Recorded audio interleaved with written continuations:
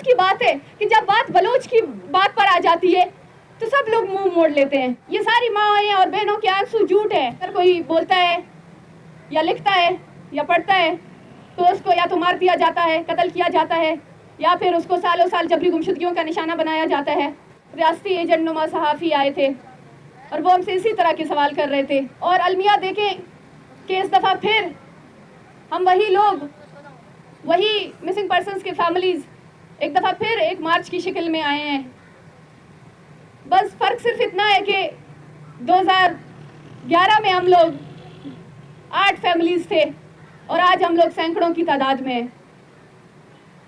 2012 میں بھی یہی حکومت کی طرف سے بے حسی, یہی بہراپن اور گنگاپن, اور اس دفعہ پھر یہ ایک ہی چیز ہمیں سکھاتی جا رہی ہے کہ ہمارے ساتھ جو ایک انسانی المیہ ہے, جو انسانیت سوز مسئلہ ہے, سنگین مسئلہ ہے, دنیا کے تمام قوانین اس کے خلاف ہے. کہیں پر بھی جبری گمشدگیوں کو جسٹیفائی نہیں کیا جا سکتا ہے. اس عمل کے حوالے سے جب ہم اسلام آباد میں آتے ہیں, بلوچستان تو دور کی بات ہے, بلوچستان ایک بلیک ہول ہے, وہاں پر میڈیا پہ قدغنے ہیں, وہاں پر اگر کوئی بولتا ہے یا لکھتا ہے یا پڑھتا ہے تو اس کو یا تو مار دیا جاتا ہے, قتل کیا جاتا ہے, یا پھر اس کو سالوں سال جبری گمشدگیوں کا نشانہ بنایا جاتا ہے. جب ہم اسلام آباد آتے ہیں, یہاں کی زمینیں, یہاں کے دروازے بھی ہمارے لیے تنگ کیے جاتے ہیں, یہاں پر ہمارے لیے راستے بند کیے جاتے ہیں. وہ فرق جو کئی سالوں سے ریاست کہتی ہے کہ بلوچستان کے لوگ ناراض ہیں, بلوچستان کے چند لوگوں کا مسئلہ ہے, چند سرداروں کا مسئلہ ہے, چند زمینی تنازعوں کا مسئلہ ہے, لاپتہ افراد کا کوئی مسئلہ ہے ہی نہیں. یہ ساری ماں اور بہنوں کے آنسو جھوٹ ہیں. یہ انڈیا سے ان کا تعلق ہے, چونکہ ان کی نزدیکیاں انڈیا سے ہیں تو ان کو ڈرامے بھی اچھے سے آتی ہے, ان کو آنسو نکالنا بھی بہت اچھے سے آتی ہے. یہ جو کچھ کرتی ہیں, سڑکوں پر آتی ہیں, یہ سب انڈیا چونکہ ان سے قریبی تعلقات رکھتی ہے تو وہیں سے سیکھ کر یہ ادھر آ کے پریس کلبوں کے سامنے تصویریں اٹھا کر ڈھونگ کرتی ہیں, درد اور تکلیف کا پرچار رچاتی ہیں.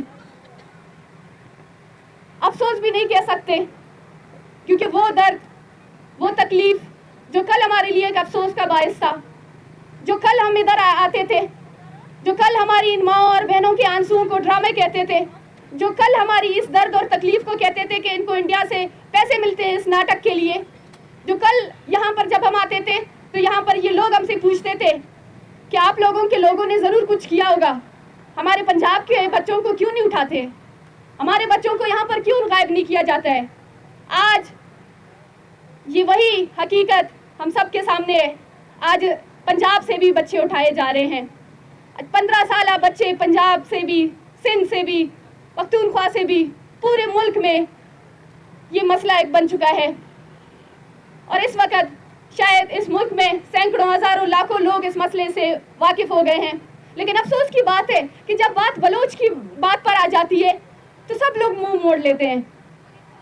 سب لوگ اس کو کہیں نہ کہیں کسی طریقے سے ایک نام دیتے ہیں, ایک لیبلنگ لگاتے ہیں اس کے اوپر. ابھی حالیہ جو نگران حکومت آئی ہے, جو ہمارے وزیر داخلہ صاحب تھے, انہوں نے کہا کہ یہ لاپتہ افراد کا مسئلہ ہے ہی نہیں, یہ لاپتہ کوئی ہے ہی نہیں, یہ ان کی اپنی بیویوں سے لڑائی جھگڑے ہوتے ہیں اور یہ ناراض ہو کر کراچی میں جا کر بیٹھتے ہیں اور ان کے بیوی بچے ان کی تصویریں اٹھا کر لے جاتے ہیں. ان کے کوئی اور ایجنڈے ہیں. اب خدا را یہاں پر موجود لوگ, یہاں پر میڈیا کا بھی بائیکاٹ ہے, ہم سمجھ سکتے ہیں کہاں سے آرڈرز آئے ہیں, لیکن یہاں